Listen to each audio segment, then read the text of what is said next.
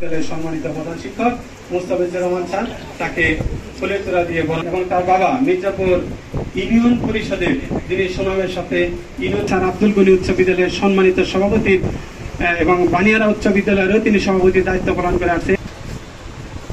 আমাদের বিশেষ অতিথি এবং আবুল কাশেম কাছে তাকে আপনারা চিনেন জানেন, তার সুযোগ্য পুত্র এস এম মহসিন পৌর বিএনপির সংগ্রামী সাধারণ সম্পাদক।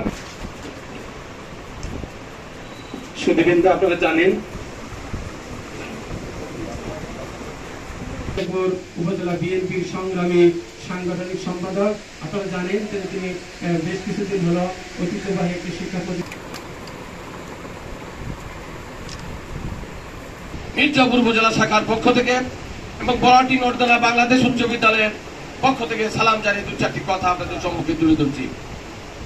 আমাদের আলাউদ্দিন ভাই এবং অনেক শিক্ষক মন্ডলী, ছবি মাস্টার আতিকুর রহমান বিশেষ অতিথি হিসেবে উপস্থিত আছেন। আমাদের উপজেলা বিএনপির সংগ্রামী ভারপ্রাপ্ত সভাপতি অ্যাডভোকেট আব্দুর রউফ, সাধারণ সম্পাদক জনাব খন্দকার সালাউদ্দিন আরিফ, জেলা বিএনপির সাবেক সহসভাপতি মির্জাপুর এসকে পাইলট উচ্চ বিদ্যালয়ের সাবেক সভাপতি জনাব আব্দুল কাদের, পৌর এমপি হয়। আওয়ামী লীগ তখন ক্ষমতায়, আমি বিরোধী দলের এমপি।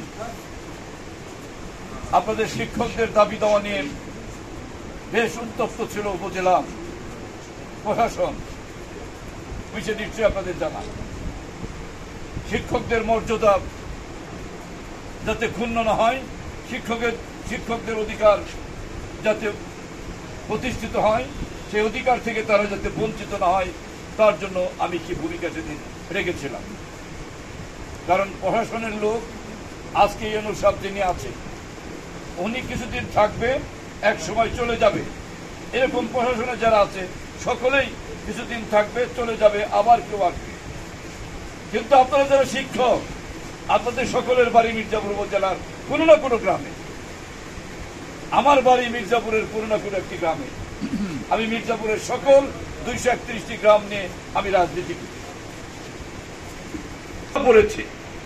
ভাটা পড়েছে বলেই আজকে শিক্ষার পরিবেশ নষ্ট হয়েছে। এবং এই ভাটাটা কেন পড়ল? যখনই রাজনৈতিক হস্তক্ষেপ করবে, শিক্ষা প্রতিষ্ঠান হবে শিক্ষার অধিকার প্রতিষ্ঠিত করা, সেখানে যদি দলীয়করণ করা হয়, কোন যোগ্যতা নাই তাকে হেডমাস্টার বানিয়ে দিতে হবে। আপনারা কি এটার পক্ষে? কোন যোগ্যতা নাই, আপনার ভাই হলে সভাপতি বলবে এক কথা, প্রধান শিক্ষক বলবে আরেক কথা। এটা হতে পারে না। বিদ্যালয়ের স্বার্থকে বড় করে দেখে তাদেরকে সিদ্ধান্ত গ্রহণ করতে হবে। এখানে প্রধান শিক্ষক যদি অনিয়ম করতে, কোন কারণে নিয়ম নীতির বাইরে কিছু করতে চায়, প্রধান শিক্ষক যদি তার সততা নিয়ে সভাপতিকে